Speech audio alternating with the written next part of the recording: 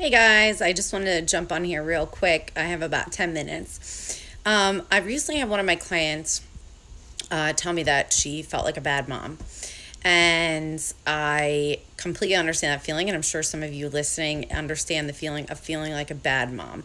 And it could literally be anything that makes you feel like a bad mom, right? It could be anything. So immediately, what I asked her was, what do you consider a bad mom?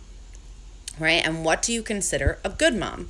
So, an exercise you can do when you are feeling like a bad mom is really help yourself understand what is the thought process behind feeling like a bad mom. Like, what are the characteristics of a bad mom? So, the two of us together, we put together a list of things that she considered a really good mom and a really bad mom. And I had her go through the list, and you should totally do this, especially at the times where you feel like a bad mom, and really figure out where that comes from, right? Because that comes from something. You've seen a really bad mom, or possibly you've had a really bad mom, and you've seen a really good mother, and possibly you've had a really good mother.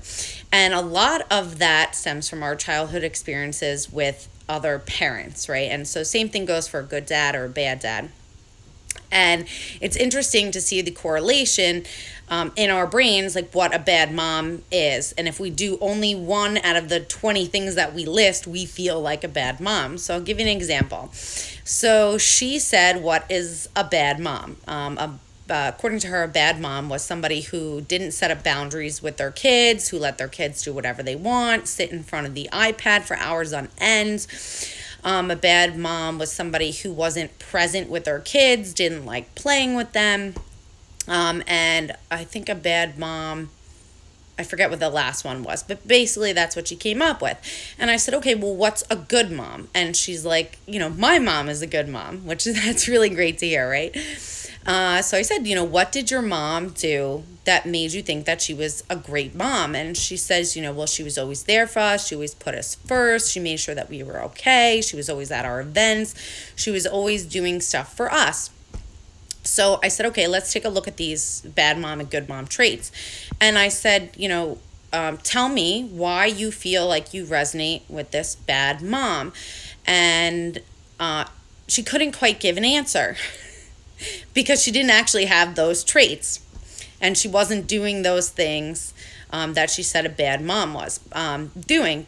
Specifically that she has an infant. So it's really hard to compare to yourself to a toddler mom that you consider bad when you have an infant, right? Because the infant's not necessarily in front of the TV. They're not throwing temper tantrums. They're not getting whatever they wanted. But she was anticipating that that was a possibility for her and that she was kind of on that path. And then, so we talked about holding the baby. Remember, I did a post about this, holding the baby. So that was the same woman. And she had said, well, I feel like a bad mom because I don't want to hold my child all the time. And, all these other moms want to hold their kid all the time. And I said, well, what did your mom do? She says, well, she didn't hold me all the time. She put me in the pack and play. She let me go in the swing. She had me play by myself. And I said, okay, well, that's a characteristic under good mom, right? Because you consider your mom a good mom, right? And she's like, yeah. So I said, so then why are you correlating it with a bad mom? She's like, I'm not really sure.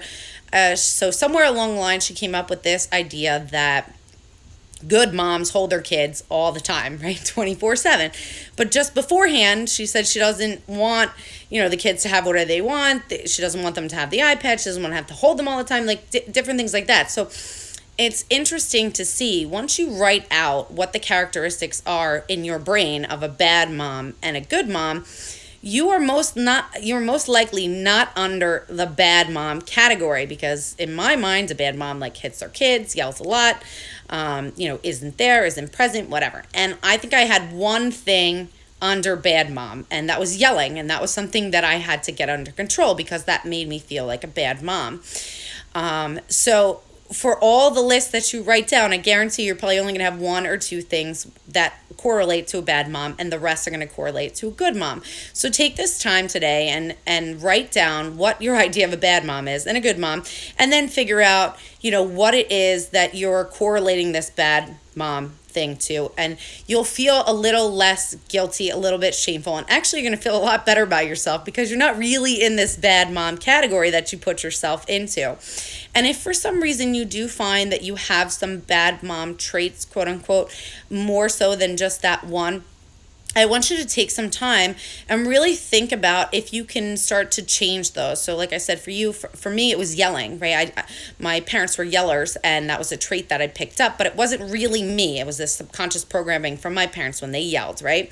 And you tend to pick up that subconscious program when you parent your kids. So if you find yourself doing things that you didn't like that your parents did, and maybe you consider that bad parenting, maybe you should consider starting to learn how to control your anger, learn how to control the yelling, find different ways to get through that so that you can kind of cross that off the list and move it over, right? So that you're not the yeller, right? So you don't feel like the bad mom.